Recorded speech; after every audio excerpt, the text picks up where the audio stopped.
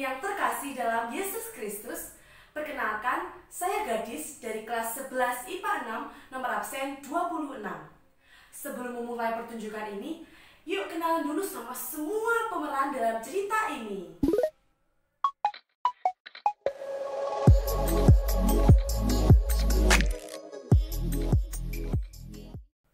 Kini, mari kita mulai pertunjukannya.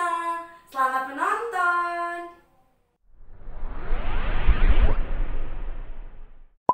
Kisah ini bercerita tentang peristiwa penampakan Yesus kepada murid-murid dan Thomas yang diambil dari Injil Yohanes bab 20 ayat 19 sampai 29. Pada suatu malam di hari pertama minggu itu, berkumpullah murid-murid Yesus di suatu tempat karena mereka takut kepada orang-orang Yahudi.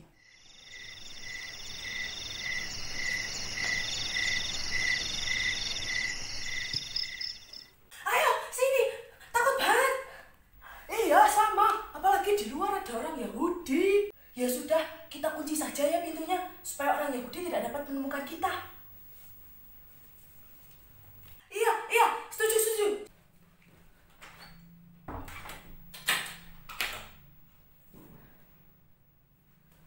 Alamak, gimana ini? Kita sekarang sendiri, tidak ada yang dapat kita yakini. Yesus, pemimpin kita saja telah wafat. Apa yang dapat kita lakukan?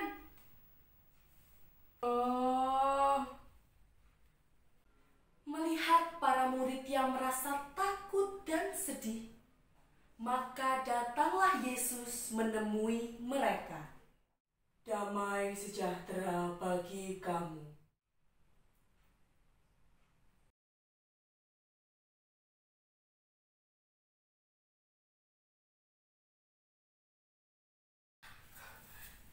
Yesus? Apakah engkau benar-benar Yesus? Iya, ini Yesus. Bukankah kita pasti akan mengenalinya? Tidak lain dan tidak bukan, ini pasti Yesus. Yeay! Damai sejahtera bagi kamu. Sama seperti Bapa mengutus aku, demikian juga sekarang aku mengutus kamu.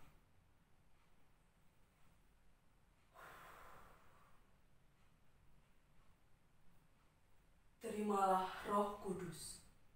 Jikalau kamu mengampuni dosa orang, dosanya diampuni. Dan jikalau kamu menyatakan dosa orang tetap ada, dosanya tetap ada. Thomas, salah satu dari ke-12 murid itu yang disebut Didimus, tidak ada bersama-sama dengan mereka ketika Yesus datang ke situ. Maka terjadilah demikian. Tadi kami melihat Tuhan. Apa? Tidak mungkin. Sebelum aku melihat bekas paku pada tangannya, dan sebelum aku mencucukkan jariku ke dalam bekas paku itu, dan mencucukkan tanganku pada lambungnya, aku tidak akan percaya. 8 hari kemudian, murid-murid Yesus termasuk Thomas berkumpul lagi di rumah itu dengan pintu yang terkunci. Maka datanglah Yesus menemui mereka. Damai sejahtera bagi kamu.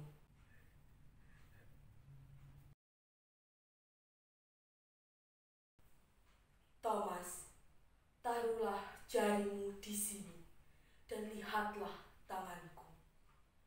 Ulurkanlah tanganmu dan cucukkan dalam lambungku. Dan janganlah engkau tidak percaya lagi, melainkan percayalah. Ya Tuhanku dan Allahku, karena engkau telah melihat aku, maka engkau percaya. Berbahagialah mereka yang tidak melihat, namun percaya. Begitulah akhir dari kisah penampakan Yesus kepada murid-murid dan Thomas. Jadi kira-kira narator yang cantik itu kan bagiannya saya. Iya, jangan diambil dong. Oh iya, maaf. Manusia kan memang kadang suka lupa. Oke, Mari kita lanjutkan. Jadi kira-kira pesan apa sih yang dapat kita ambil dari kisah ini? Seperti yang kita ketahui, manusia itu baru percaya kalau sudah melihat buktinya. Tetapi kalau bicara soal iman nih, itu berarti kita berbicara soal keyakinan, soal hati, dan relasi kita kepada Sang Pencipta. Maka peristiwa Thomas ini dapat menjadi pembelajaran bagi kita. Bagaimana kita harus beriman. Maka kata-kata berbahagialah mereka yang tidak melihat namun percaya, itulah yang menjadi pegangan bagi kita. Semoga iman kita makin tumbuh dan berkembang kepada Sang Juru Selamat kita. Tuhan memberkati. Amin. Dadah. Terima kasih. Dadah. Terima kasih.